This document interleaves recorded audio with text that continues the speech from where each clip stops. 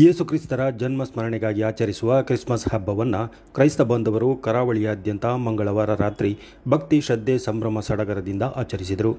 ಜಿಲ್ಲೆಯ ವಿವಿಧ ಚರ್ಚ್ಗಳನ್ನು ವಿದ್ಯುತ್ ದೀಪಗಳಿಂದ ಆಕರ್ಷಕವಾಗಿ ಅಲಂಕರಿಸಲಾಗಿತ್ತು. ಚರ್ಚ್ ಆವರಣದಲ್ಲಿ ಮತ್ತು ಕ್ರೈಸ್ತರ ಮನೆ ಆವರಣಗಳಲ್ಲಿ ಆಕರ್ಷಕ ಕ್ರಿಬ್ಗಳನ್ನು ನಿರ್ಮಿಸಲಾಗಿತ್ತು. ನಕ್ಷತ್ರಗಳನ್ನು ಜೋಡಿಸಲಾಗಿತ್ತು. ಚರ್ಚ್ಗಳಲ್ಲಿ ರಾತ್ರಿಯ ವೇಳೆ ಜರುಗಿದ ವಿಶೇಷ ಪ್ರಾರ್ಥನೆಗಳಲ್ಲಿ ಕ್ರೈಸ್ತ ಬಾಂಧವರು ಅಧಿಕ ಸಂಖ್ಯೆಯಲ್ಲಿ ಭಾಗವಹಿಸಿದ್ದರು.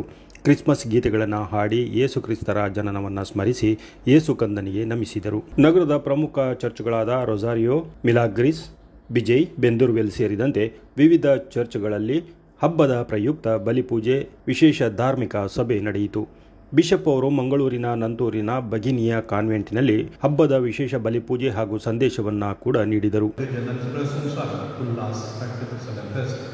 त्या संतोषाचे लारा तुमच्या एकट्याच्या जण एकट्याच्या कुटुंबात वाळून येत आनी हो मोग सुमी आसो तुमकां समेस्तांक लागून प्रत्येक जावन हांगासर आसल्या जायनातल्या आनी पयस आमच्या माध्यमाद्वारे दिसांत कोणें वांटो घेतला तांकां समेस्तांक बरें जातालें तें फेस्त म्हाका प्रत्येक जाण उदकाक ओडटा आमचो बिगार बाबा आल्फ्रेड पिंटो सिंपली मांड वळगल्या तयार केल्यार ऑल्सो.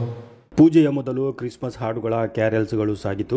ಬಲಿಪೂಜೆಯ ಬಳಿಕ ಬಹುತೇಕ ಚರ್ಚ್ಗಳಲ್ಲಿ ಕ್ರಿಸ್ಮಸ್ ಹಬ್ಬದ ಮನೋರಂಜನಾ ಕಾರ್ಯಕ್ರಮಗಳು, ಸಾಂತಾಕ್ಲಾಸ್ನ ಮಾತುಗಳು, ಸಿಹಿ ತಿನಿಸುಗಳನ್ನು ಹಂಚಿಕೊಳ್ಳುವ ಮೂಲಕ ಹಬ್ಬದ ಸಂಭ್ರಮವನ್ನು ಇಮ್ಮಡಿಗೊಳಿಸುವ ದೃಶ್ಯ ಕಂಡುಬಂತು. ಡಿಸೆಂಬರ್ 25ರಂದು ಕರಾವಳಿಯ ನಾನಾ ಚರ್ಚ್ಗಳಲ್ಲಿ ಒಂದಕ್ಕಿಂತ ಹೆಚ್ಚು ವಿಶೇಷ ಪೂಜೆಗಳು ನಡೆದವು.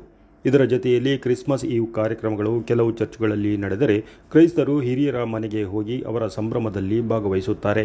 ಹಬ್ಬದ ಅಂಗವಾಗಿ ಕುಸ್ವಾರುಗಳನ್ನು ಕಷ್ಟದಲ್ಲಿರುವವರಿಗೆ ಹಂಚುವ ಕೆಲಸವನ್ನು ಮಾಡುತ್ತಾರೆ. ಇನ್ನು ಕ್ರಿಸ್ಮಸ್ ಎಂದಾಕ್ಷಣ ಮೊದಲು ನೆನಪಾಗುವುದು ಕೇಕ್, ಕುಸ್ವಾರ್. ಅನೇಕ ಜನ ಮನೆಗಳಲ್ಲಿ ಇವುಗಳನ್ನು ಸಿದ್ಧಪಡಿಸುತ್ತಾರೆ.